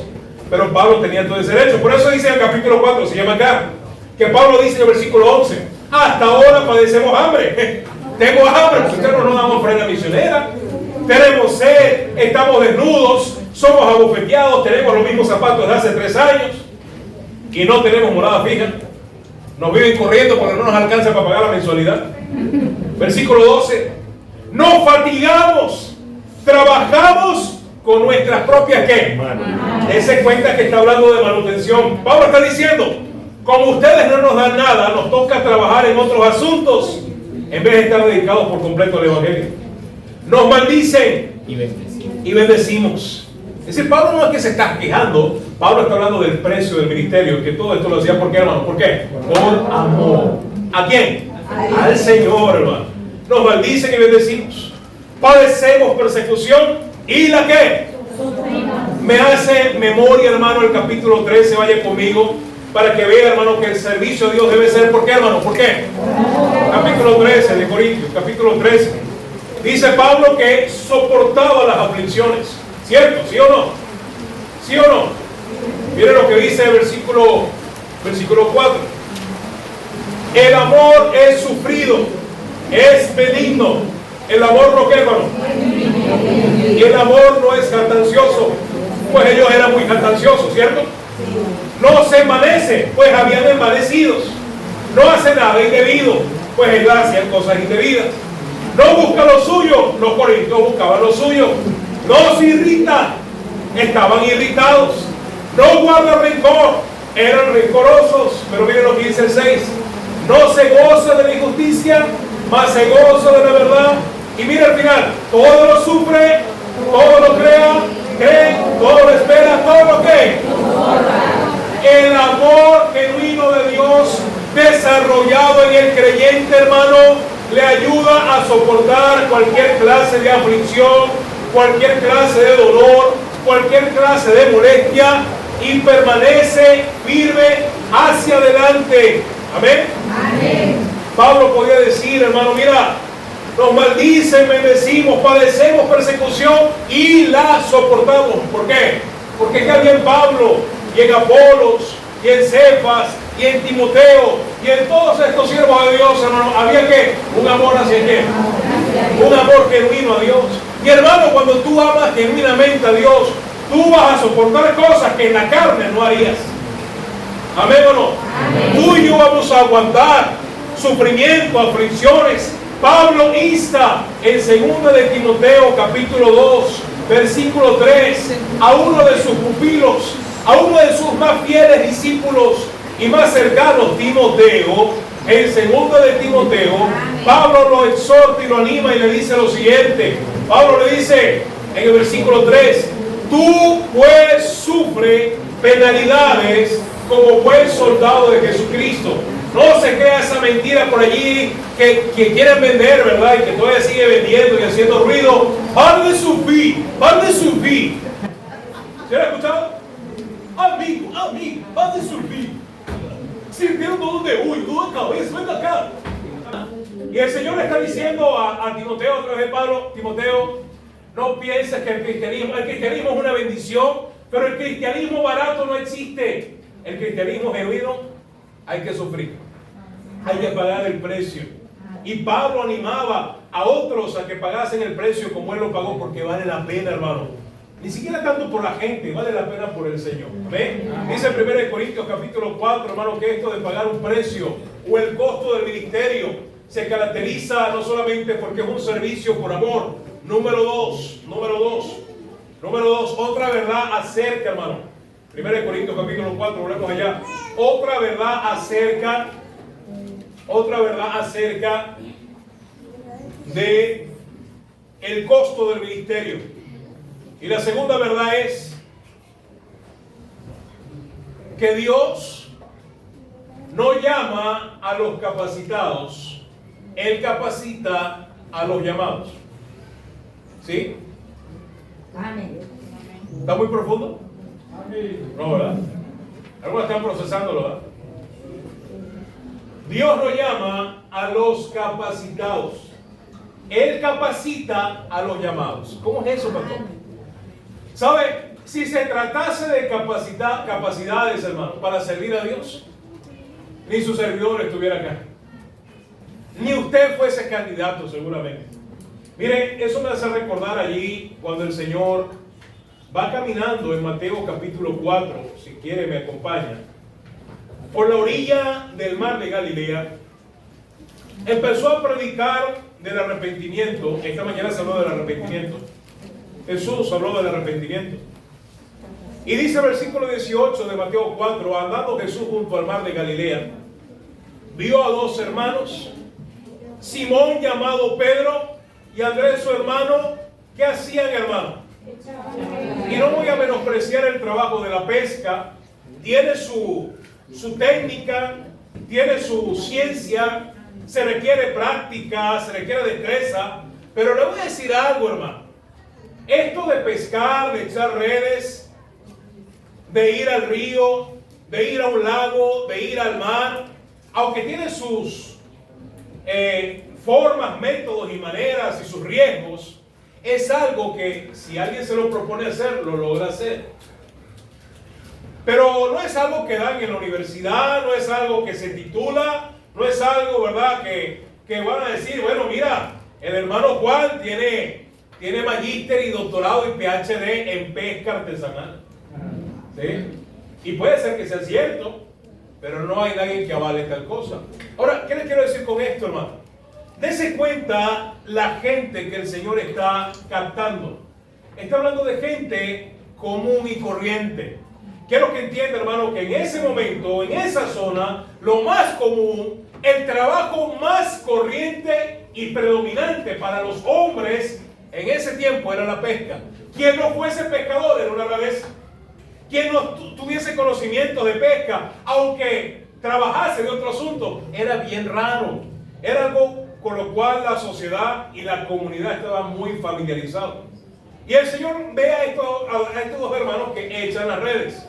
Camina un poco más adelante, mire lo que dice versículo 21. Pasando de allí, vio a otros dos hermanos, Jacobo, hijo de Zebedeo, y Juan, su hermano, en la barca con Zebedeo, su padre. Se ve que era una tarea ancestral, transmitida de generación en generación, de padres a hijos. Y está ahí Zebedeo, su padre, que remendaban sus redes. ¿Y qué hace el Señor? Con ambas parejas de hermanos, los llama. Pero sabe, este llamado implica un costo, un precio a pagar, hermano. Y aunque eran personas, hermano, tal vez no capacitadas para lo cual Dios les está llamando, Dios promete capacitarles a ellos a pesar de su condición, de su nivel de instrucción, de su condición social o lo que sea. Hermano, Dios no anda mirando tus habilidades. Amigo, amiga, Dios no se fija en habilidades y capacidades académicas, estatus financiero o condición social o color de piel. Dios llama y usted debe obedecer. Amén. Y estos hombres, dice el versículo 22, y ellos dejando, ¿qué, hermano? ¿Y ellos dejando qué? Al instante. Y mira el precio que tuvieron que pagar. ¿Cuántas cosas dejaron, hermano? Menciona la Biblia que dejaron cuántas cosas. ¿Cuántas cosas? 2 cosas. Pero estas 2 cosas son poderosas, hermano. Tienen mucho peso. Dejaron la barca. ¿Qué representa la barca? Su trabajo, su sustento, su carrera, sus planes, sus metas, sus proyectos. Lo que ellos son, su identidad, su pesca, sus peces, sus redes, su anzuelo, su carnada. ¿Sí está conmigo, hermano? Amén. Pero dejaron algo más valioso para ellos. Padre representa familia, seres queridos, los más cercanos, a los cuales tú dices que amas. Pastor, hasta a veces a ellos hay que dejarlos, pues a ellos les tocó dejarlos, hermano. Ellos tuvieron que darle la espalda a su padre Zebedeo, y su padre Zebedeo, aunque era su autoridad, no era más autoridad que Cristo. Y tuvo que aguantarse y tragarse las lágrimas al ver que sus hijos se alejaban de él, pero gozoso de que no se iban tras las drogas, no se iban tras la delincuencia, no se iban tras cualquier cosa banal, sino que se iban tras Jesús. Amén. Porque ellos entendieron el precio a pagar, el costo del ministerio. Mi querido hermano, repito, Dios no llama a los capacitados, Él capacita a los llamados. Mire lo que dice el versículo 19. En esto implica el llamado que Dios hace. Y les dijo, venid, ¿en qué? En pos de mí. Y os haré pescadores ¿de qué? Ellos solamente eran simples pescadores ¿de qué? De peces. De peces. Pero eso de pescar hombres era algo nuevo para ellos. Estaba haciendo ruido en sus cabezas, no lo podían procesar todavía. Y Jesús les dijo, no se preocupen, yo los voy a convertir en pescadores de hombres, pero primero tienen que pasar tiempo conmigo, vengan en pos de mí. Yo los voy a capacitar, yo los voy a entrenar, yo los voy a dotar de todas las herramientas necesarias para que al final del día ustedes sean pescadores de hombres. Mi querido hermano, Dios no llama a los capacitados, Dios capacita a los llamados. Ahí tenemos el mismo Apolos. Vaya conmigo un momento al libro de los Hechos, hermano. Uno de los que tenía un club de fans en la iglesia de Corinto. Pablo hace mención a él, a Apolos, a Pedro, a todos estos siervos de Dios, cuando dice, hey, mira, somos menospreciados, somos tenidos en poco, aunque para el mundo lo que hacemos no es de alto valor y precio, pues para el Señor sí lo es. Ahí en Mateo capítulo, era para ver si usted está ahí, hermano, si está despierto todavía. Hermano José, si está despierto, hermano, sí. Versículo 10, capítulo 19, versículo 1. Aconteció que entre tanto que Apolos estaba en donde, hermano. ¿Dónde estaba Apolos, hermano? Ay, no han llegado, hermano, no han llegado. Se quedaron, hermano. Se quedaron en Corinto. ¿Le gustó Corinto, verdad? ¿Le gustó Corinto, hermano? Mire, vamos a leer el capítulo 18, atentos, versículo 24. Llegó a Éfeso, está mejor Éfeso que Corinto. Llegó entonces a Éfeso un judío llamado, ¿cómo, hermano? Apolos. Curioso el nombre para un judío porque Apolos es un nombre griego, de hecho, es una divinidad griega, ¿sí? El dios del sol. Dice, llegó entonces a Éfeso un judío llamado Apolos, natural ¿de dónde? Pues ya se entiende por qué tiene ese nombre, una ciudad muy helenizada. Varón elocuente, poderoso en las escrituras. Este había sido instruido en el camino del Señor y siendo de espíritu fervoroso hablaba y enseñaba diligentemente lo concerniente al Señor, aunque solamente conocía el bautismo de Juan. Quiere decir que Apolo solamente había aprendido el discipulado nivel 1. ¿Sí? Pastores discipulados pronto. Versículo 26. Aprovechar, ¿verdad? Antes que me lancen tomate. Dice versículo 26. Y comenzó a hablar con denuedo en la sinagoga. Pero cuando le oyeron Priscila y Aquila, quien eran discípulos de Pablo, este matrimonio, qué bendición por los matrimonios, amén o no, que sirven a Dios, le tomaron aparte y le expusieron más exactamente el camino de Dios. Y le preguntaron a Apolo, ¿tú a qué iglesia vas, Apolo? ¿Dónde has estado metido, Apolo? ¿A quién has estado viendo en internet, Apolo? Ven acá, vamos a explicarte cómo son las cosas. Deja de estar escuchando a fulano, leyendo aquello. Dios enseña esto. Y qué bueno, hermano. Y queriendo él pasar a Acaya, que es la región de Corinto, los hermanos le animaron y le escribieron a los discípulos que le recibiesen. Y cuando llegó allá, fue de gran qué, hermano. Fue de gran qué, hermano. Pero dése cuenta de algo, hermano. Mira el trasfondo de este hombre Apolos. Hablando de que Dios no llama a los capacitados, sino que capacita a los llamados. ¿Quién daría un medio? ¿Qué credibilidad tendría un hombre que siendo judío se llama Apolos? Repito, hermano, eso sería una ofensa para el judaísmo. Eso era algo incongruente. De hecho, era un nombre abominable para los judíos. Que alguien siendo judío portase semejante nombre. Para los judíos ortodoxos, por supuesto. Pero para el Señor, en la fe cristiana, aunque despreciado por los judíos, aunque tenido poco por muchos, aunque con poco conocimiento de la Biblia, el Señor le capacitó en el camino, amén o no, y colocó a las personas precisas y exactas para nutrirlo, para entrenarle, para ser usado con provecho y con poder en la obra de Dios. Ahora y miren, hermano, nadie hubiese pensado que este hombre iba a llegar ahora, versículo 1 del capítulo 19 de Hechos, a la ciudad de Corinto y quedar un buen tiempo allí y de ser de influencia y bendición a los corintios. Aconteció que entre tanto que Apolos estaba en Corinto, Pablo, después de recorrer las regiones superiores, vino a Éfeso. Volvamos a 1 Corintios capítulo 4. ¿Alguna hermana que tome la bebé para que nuestra amiga no pierda, ¿verdad?, el mensaje, hermano? Está más decir, ¿cierto? ¿Sí? Ahora, 1 Corintios capítulo 4. Tenemos allí, mire lo que dice el versículo 13, hermano. 13, mírelo allí. Pablo dice, nos difaman y rogamos. Hemos venido a ser hasta ahora como la que, hermano. ¿Qué es escoria? ¿Qué es escoria? Basura, inmundicia. Específicamente escoria es aquello que escúchame, ¿cómo dice? Muy bien, hermano, muy bien. Muy bien. Va por ahí. La escoria específicamente era aquello que el orfebre, que es un orfebre, el que trabaja los metales, un joyero, ¿sí?, el que calienta el oro y la plata, y para elevar su calidad, su pureza, hay oro 10 quilates, 12, 14, 18, 22, 24, hasta 28 y más.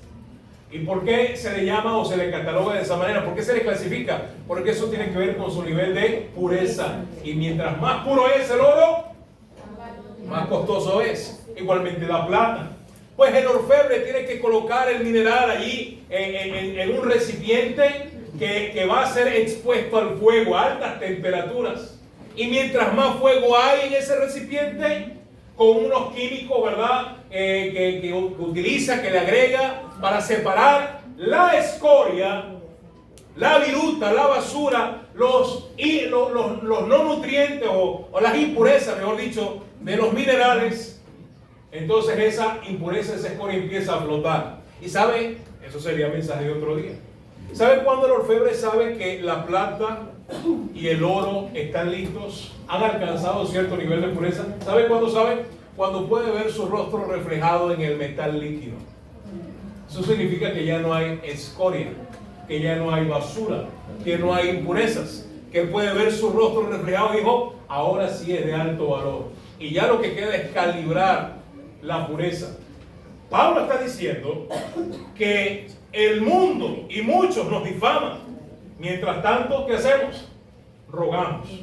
Hemos venido a ser hasta ahora como la escoria del mundo. ¿Sabe qué? No solamente los que sirven a Dios, a unos mismos cristianos que se paran firmes por el Señor, en su familia, en su trabajo, con sus allegados, en su comunidad. La gente te tiene como una escoria. ¿Y sabe qué hace el orfebre con la escoria? La quita y la tira. La desecha. Va a la basura. No se pierde. Se pierde, perdón. Ahora, así mucha gente considera el cristianismo. Así mucha gente considera a los cristianos. Así mucha gente considera a los que sirven a Dios. De poco valor, de poca estima. Mi querido hermano, no te preocupes porque Dios no llama a los capacitados. Él capacita a los llamados. Pero hay una tercera verdad en esto del costo del ministerio. Una tercera verdad, escucha esto, hermano. Y es que hay un conflicto de principios y valores. Escúchame esto, la iglesia de Corinto tenía un conflicto de principios y valores. ¿Sabe cuál era el conflicto en la iglesia de Corinto? Básicamente tres. Número uno, la vanidad. Número uno, la vanidad. Vaya conmigo a 1 Corintios capítulo 11, todo está allí, porque todo tiene que ver con esta iglesia, con esta clase de cristianos que usted no es, ¿verdad que no? Que no nos parecemos a ellos, o que ellos no se parecen a nosotros. Pero yo espero, mi querido hermano, que así como estas palabras de Pablo exhortaron a estos hermanos a buscar, seguir fieles al Señor, avanzar, a crecer, a madurar, pues tenga el mismo efecto en nosotros el día de hoy. 1 Corintios capítulo 11, uno de los conflictos de principios y valores que había en la iglesia de Corinto era la vanidad. La vanidad. Dice el capítulo 11. ¿Sí está conmigo ahí, hermano? Amén. Mira lo que dice versículos 21 y 22.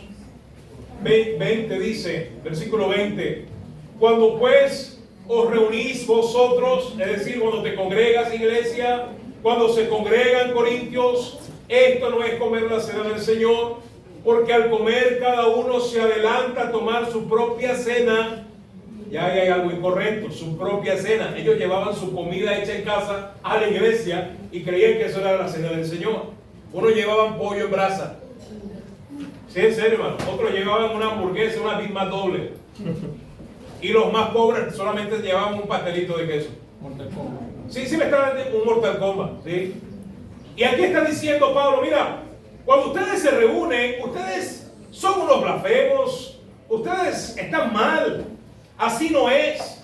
Cada uno se adelanta a tomar su propia cena y uno tiene hambre y otro hasta se embriaga porque el vino que utilizan es un vino alcohólico y tienen excesos, no tienen límites, no se limitan. Versículo 22, bien carnales que eran, ¿no? Versículo 22. Pues ¿qué? ¿No tenéis casas en que comáis y bebáis? ¿O menospreciáis la iglesia de Dios? Y note la tercera pregunta. ¿Y avergonzáis a quiénes? Ah, dato curioso. Quiere decir que en la iglesia había algunos que sí tenían y otros que ¿qué? Y los que tenían querían lucirse, querían presumir, querían jactarse, querían, ¡hey, mira! Yo sí tengo para comprarme esta vianda, yo sí tengo esto. En vez, hermano, de ser de bendición, estaban siendo de estorbo y menosprecio y avergonzándose unos con otros. Porque estaban llenos de ¿qué? De vanidad, eran vanidosos, prepotentes. Dice, ¿qué os diré? Es decir, ¿qué os diré? Os alabaré. Es decir, los aplaudo. Y Pablo dice, en esto no os alabo. Mi querido hermano, esta iglesia ciertamente tenía muchos conflictos, pero uno muy notable era este: la vanidad. Querían tener algunos superioridad sobre otros. Hay un segundo conflicto y es la arrogancia. Capítulo 4, ahí mismo en nuestro contexto de hoy, Pablo dice en el versículo 18: mas algunos están envanecidos, como si yo nunca hubiese de ir a vosotros. Pero iré pronto a vosotros, si el Señor quiere, y conoceré no solo las palabras, sino el poder de los que andan envanecidos. Ahí está esta gente con arrogancia, altivez, creyendo que no pueden ser enseñados. Hermano, qué triste y peligroso es cuando hay un creyente que se cree que no puede ser enseñado. Hermano, a lo largo de los años en las iglesias ha habido gente que creen que no pueden ser corregidos. Algunos que creen porque tienen cierta edad. Algunos porque han alcanzado cierta experiencia. Algunos porque creen que tienen cierto título o cierta profesión. Hace unos años, hermano, habían personas acá, ¿verdad? Gracias damos a Dios, que Dios depura su iglesia. Pero una vez una persona que no quería ser corregida y respetando la autoridad establecida me dice, bueno, pastor, es que yo puedo ser hasta su mamá porque usted es un muchacho. Bueno, si usted me ve ahorita como un muchacho, imagínese hace 10 años. ¿Sí? ¿Verdad? Estaban en la flor de la vida. Pero esa persona, ¿verdad? Sin ninguna reverencia a Dios, sin ningún respeto, teniendo conflicto con la autoridad, me dice, usted es un muchacho, yo puedo ser su madre. ¿Cómo que para qué usted viene a decirme lo que me dice? Desubicado. ¿Y sabe, pastor, qué le respondió? ¿Quiere saber? Eso sí le interesa. Ahora sí calentitos, como los corintios. ¿Y sabe qué le dije? ¿Sabe qué le dije? Sí, yo puedo ser un muchacho, pero en el Señor yo puedo ser su abuelo. Y la doña enmudeció hasta el día de hoy. No sé. Pero qué desubicada la gente, hermano. Y justamente, hermano, andan de mal en peor. ¿Sabe por qué? Porque aquí Pablo está tratando con gente con una actitud equivocada, arrogantes. Hermano, ¿qué dice Dios de los arrogantes? ¿Sabe qué dice el Señor de los arrogantes? Mire, Salmo, mejor. Salmo, usted que le gusta leer, el único que lee Salmo, ¿no? Para los que leen solo Salmo, hermano, les recomiendo Salmo 138. Vamos, Salmo 138, verso 6. Sí, usted es un muchacho. Sí, claro, gracias. Gracias por la que me adorna. Sí. No faltaba más. Salmo 138, versículo 6. Porque Jehová es excelso, hermano. ¿Amén o no? ¿Cuántos creen eso? Nuestro Señor es más grande que cualquiera. Es digno de toda oración y alabanza. ¿Amén o no? Pero miren, Él es excelso. Él está en el trono más alto que hay. ¿Y atiende a quién? Aunque Él es excelso, hermano, Dios no es inaccesible. Él está al alcance de todo aquel que se acerque con la actitud correcta. ¿Cuál es la actitud correcta para acercarnos a Dios?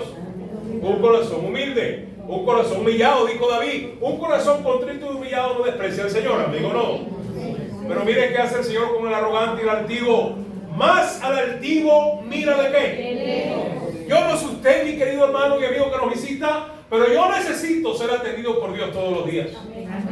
Porque en mi fuerza yo no puedo vivir y sostenerme en pie. Yo necesito que Dios me atienda, que me sustente, porque nuestra dependencia debe ser de Él. Ay del día, hermano, que Dios nos deje en la fila, nos deje de último en la fila. Ay del día que Dios no quiera ni siquiera mirar nuestro rostro. Ay de ese día. ¿Sabe qué? Hay mucha gente que dice, Diosito está conmigo. Pues seguramente sí, Diosito, pero el Dios de la Biblia no es Diosito. ¿Sí? El Dios de la Biblia es excelso, sobre todo Dios, sobre todo nombre. Y Él atiende al que se humilla. Pastor, yo quiero ser atendido por Dios. Pues hoy, amigo, amiga, puedes ser atendido por Él si acudes a Él con la actitud correcta. un corazón arrepentido y humillado. Él no desprecia. Te abre las puertas de su presencia. Si vienes a Él. Pero si hay arrogancia, si hay altivez, si hay vanagloria, como abundaba en la iglesia de Corinto, envanecidos estaban, ¿sabe? La bendición de Dios se va. Y aunque eran hijos de Dios, hermano, eso no significa que Dios va a aprobar todo lo que hacen sus hijos. ¿Sí me doy a entender? ¿Cuántas cosas que tú y yo hemos hecho mal, pecaminosas, Dios las ha respaldado? ¿Cuántas? Ninguna. Y aunque eres hijo de Dios, Dios no respalda el pecado. Dios no respalda la desobediencia. Dios no respalda la insubordinación.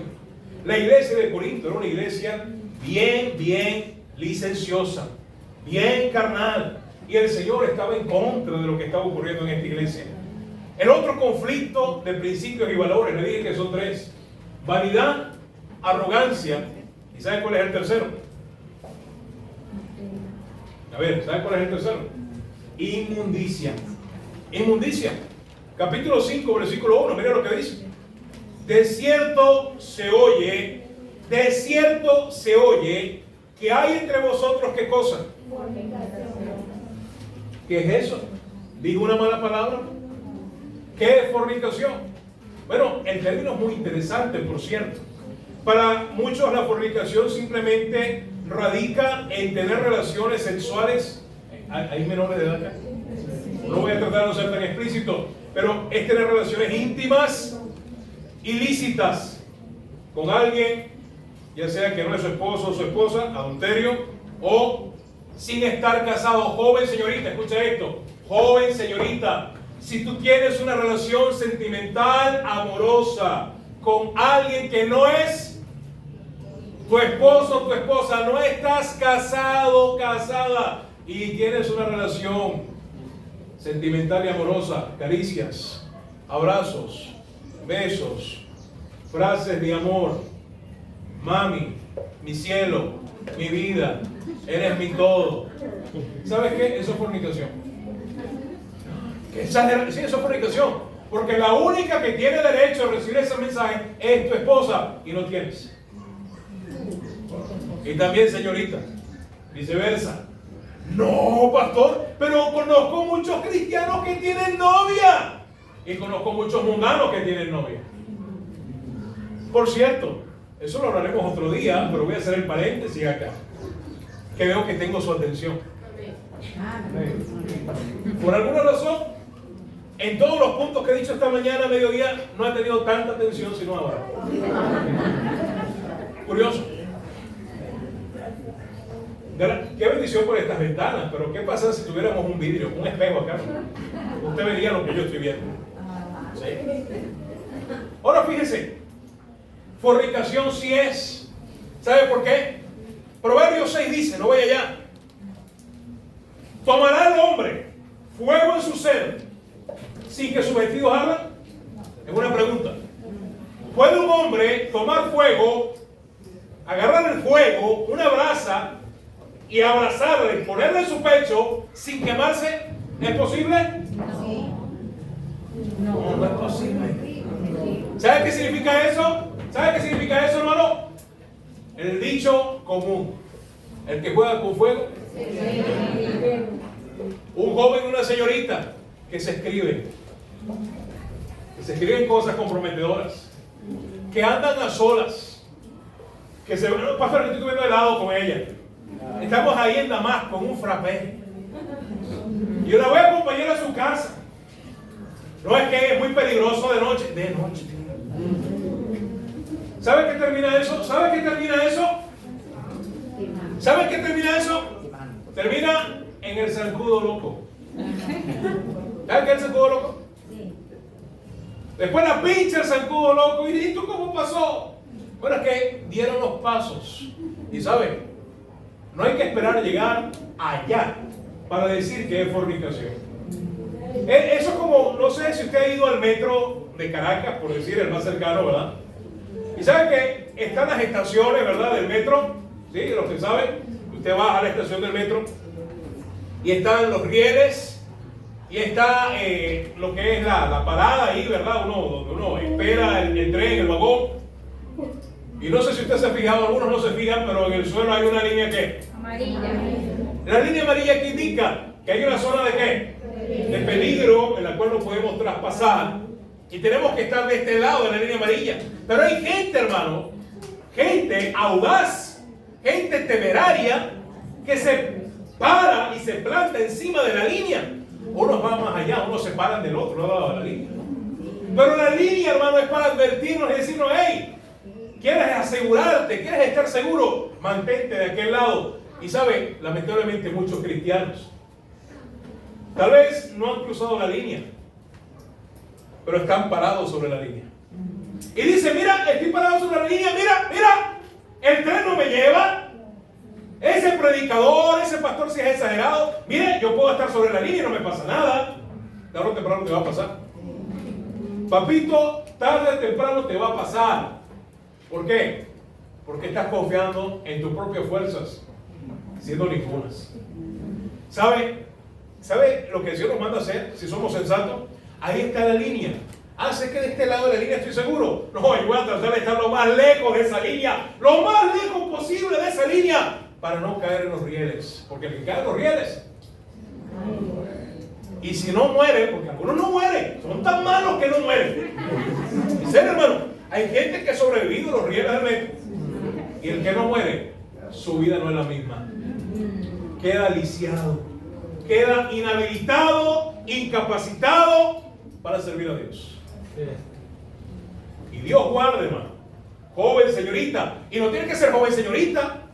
Usted, hermano, soltero, soltera. Oye, yo no estoy tan joven, pastor, pero todavía me queda algo. No. Apártate de la fornicación. Esta iglesia, hermano, había permitido el pecado de tal manera que ya se estaban acostumbrando a él y se había normalizado. Hasta el punto, mire, que había un miembro de peso en la iglesia que tenía por mujer o tenía una relación ilícita con su madrastra. Pero no leyó, pues. De cierto se oye que entre vosotros fornicación, y tal fornicación que ni aún se nombra, es decir, no se acostumbra, no es común ver entre los gentiles en el mundo, tanto que algunos tienen la mujer de su padre, no es que es su mamá, su madrastra, la mujer de su padre. Comprensión lectora. Y el asunto, hermano, el asunto trasciende más allá. Hermanos en la iglesia sabían de esta situación y no habían puesto a cuenta a este hermano. ¿Sabe por qué? Porque seguramente este hermano tiraba, soltaba y compraba conciencias. No hay otra explicación. ¿Amén o no, hermano? Amén. Dios guarda nuestra iglesia. Amén. Pero ¿sabe? Hay gente que compra conciencia. No sé por qué, ¿verdad? Pero la misma que me dijo que era un muchacho compraba conciencia acá. ¿Sí? Algunos lo saben. Ahora, ¿sabe qué? Esta iglesia, hermano, necesitaba una restauración. Y por eso el Señor utiliza a Pablo y dice, mira, el ministerio tiene un alto precio. Se sirve por amor, no por fama, no por dinero, no por beneficio personal, como hoy muchos hacen. El costo del ministerio trasciende e implica que Dios llama no a los capacitados, sino que capacita a los llamados. Pero ciertamente, hermano, hay conflictos de intereses. ¿Sabe por qué, hermano? ¿Sabe por qué usted y yo muchas veces nos cuesta responder al llamado que Dios hace? Al llamado al servirle, escúchame, al llamado a vivir en santidad, al llamado a la obediencia. ¿Sabe por qué? Escucha esto. ¿Sabe por qué te cuesta responder al llamado? Por el pecado en su vida. ¿Sí está conmigo? Por el pecado de nuestras vidas. En 2 de Timoteo capítulo 2, no vaya allá, versículo 19, 20 y 21 dice que Dios desea que usted y yo estemos siempre dispuestos para servir al Señor, santificados y útiles como instrumentos sin mancha. La única manera, hermano, de responder al Señor sin limitantes, sin tapujos, es vivir una vida de obediencia. ¿Cuántos recuerdan a Isaías? Hablamos de él hace poco. ¿Cuántos recuerdan a Isaías? ¿Sí recuerdan a Isaías? ¿No recuerdan a Isaías? ¿Se lo recuerdan? Hermano, ¿qué pasa con la memoria corta, hermano? ¿Ah? ¿Sabe que hay mucho TikTok, mucho Instagram, mucho YouTube? Le funden el cerebro. en la semana para el domingo olvidarse de lo que hablamos el domingo anterior. ¿Sabes qué pasó con Isaías en Isaías 6? Mientras el pueblo estaba desenfrenado, ¿dónde estaba Isaías? Mientras los gringos estaban que invadían y mientras Maduro le pasaba aviones por encima buscando que se los derriben. Sí, sin una alusión política, hermano, porque hay brutos. Esto va a salir en la red. Ya me van a un tumbo. Ahora, ¿sabes qué, hermano? Mientras el mundo estaba desenfrenado, hermano, Isaías estaba ¿dónde, hermano? En la casa de Dios. Hermano, hoy, esta mañana se levantó gente que está, créanme, están preocupadas con ese tema. Hay gente que no duerme bien. Hay gente que se está aprendiendo frases en inglés para cuando le llegue la puerta, ¿verdad? I'm my friend. Are you friend? No sé cómo se llama, hermano Javier. Y sabe, hermano, y se hacen memes y chistes todo este asunto. Pero no hay mejor lugar donde se pueda estar en tiempos de crisis. ¿En dónde, hermano? Porque aquí vamos a escuchar el consejo de Dios, la voz de Dios, la dirección de Dios. Isaías vio la presencia de Dios y entendió que él estaba ¿qué? Mal. Estaba sucio, estaba inmundo. Pero no fue sino hasta que fue limpio que él pudo oír con más claridad y contundencia el llamado de Dios. Hermano, Dios sigue llamando el día de hoy. Amén. Hay una cuarta verdad y es que Dios sigue llamando. Miren lo que dice el versículo para terminar. Versículo 16 y 17. Pablo le dice a ellos: ustedes no saben lo que es el precio que se paga. Ustedes, Corinto, están muy cómodos. Ustedes, Corinto, están llevando a sus hijos a McDonald's. Ustedes se van a la Villa Olímpica y se compran sus hamburguesitas de $1 por lo menos. Ustedes se compran allá su heladito de teta por lo menos a $1. Pero nosotros acá estamos siendo despreciados, somos la escoria del mundo, sufrimos. Y no le digo esto para avergonzarlos, dice el versículo 14. No para darles vergüenza a ustedes. Pero el versículo 16 Pablo dice: por tanto os ruego que me ¿qué? Que me imitéis. Ay, pero hablando de presunción. ¿Y por qué Pablo pide que lo imiten? Es porque en el capítulo 11, versículo 1, leamos todo, mire lo que dice. Una vez más, dice 1 Corintios 11:1. Sed imitadores de mí, todos juntos, hermanos. Sed imitadores de mí, así como yo de Cristo. En realidad Pablo estaba invitándolos a ellos a imitar a quién. Pablo está haciendo un llamado, realmente Dios hablando por medio de Pablo, diciéndole a los corintios: sean como Cristo. Mi hermano, Dios aún sigue llamando. Vamos a recapitular el costo del ministerio. Número 1, es un servicio, ¿por qué? Número 2, Dios nos llama a los que. Dios no anda mirando títulos. Qué bendición si usted lo quiere. Pero Dios puede hacer grandes cosas hasta con un albañil, con un carpintero, con un profesional. Dios puede usar a quien Él quiera, con el doctor, con el anestesiólogo, con el pediatra, con el abogado. ¿Sí? Dios puede hacer uso de quien Él quiera, pero que responda a su llamado. Amén. Dios nos llama capacitados. Así, hermano, con esto quiero animar a aquellos que dicen: hermano, he encontrado gente que dice: pastor, ¿podrá Dios usarme a mí? Pastor, yo no sé nada. Una vez, comenzando el instituto, algunos hermanos: pastor, yo pudiera entrar al instituto, ni el bachillerato terminé. ¿Dios puede hacer algo conmigo? Claro, hermano, contigo es que quiere hacer algo. Justamente con gente que entiende que, aunque sean de poco valor para muchos, para Dios son valiosos. Porque Dios lo llama a los capacitados, Él capacita a los llamados. Pero hay una tercera verdad que vimos: es que hay un conflicto de principios y valores que impide que usted y yo respondamos al llamado. Vanidad, ¿qué más? Arrogancia, inmundicia. Constantemente en esta carta Pablo le recuerda a los corintios: sois templo del Dios viviente, huid de la fornicación, apártate de aquello, cada quien tenga su propia esposa en santidad y honor. Y constantemente Pablo insta a la iglesia a vivir en pureza. Pero hay una cuarta verdad del ministerio, hermano, y es que Dios sigue llamando. Por muy alto costo y precio que haya que pagar, Dios sigue llamando. Y qué bendición sería, hermano, que de esta iglesia muchos respondan, hombres, mujeres, familias, matrimonios, respondan al llamado de Dios. para servir a Dios. Ahí está, por tanto ruego que me imitéis. Versículo 17. Por esto mismo, ese por esto mismo, viene de la idea de imitar a Cristo. Qué tremendo, hermano, que hay un tremendo contraste. Pablo anima a la iglesia de los Corintios que imiten ¿a quién? A Cristo. Porque no se parecían a Cristo, ¿verdad que no? Pero ahora en el versículo 17, Pablo va a usar a alguien como ilustración y lección objetiva de alguien que sí está imitando a Cristo. Y Pablo está diciendo, mira, mientras ustedes no imitan a Cristo, hay otros que sí están imitando a Cristo, porque Dios sigue llamando en el día de hoy. Por esto mismo os he enviado a Timoteo. En otras palabras, hermano, Pablo les va a dar una de sus cartas de presentación. Le va a decir, mira lo que sucede con un joven, con una vida, con una persona que se consagra a Dios, que responde al llamado de Dios a pesar de su pasado. Escúchame acá, hermano, porque esto nos lleva al punto número 2 otra vez. Dios no llama a quienes.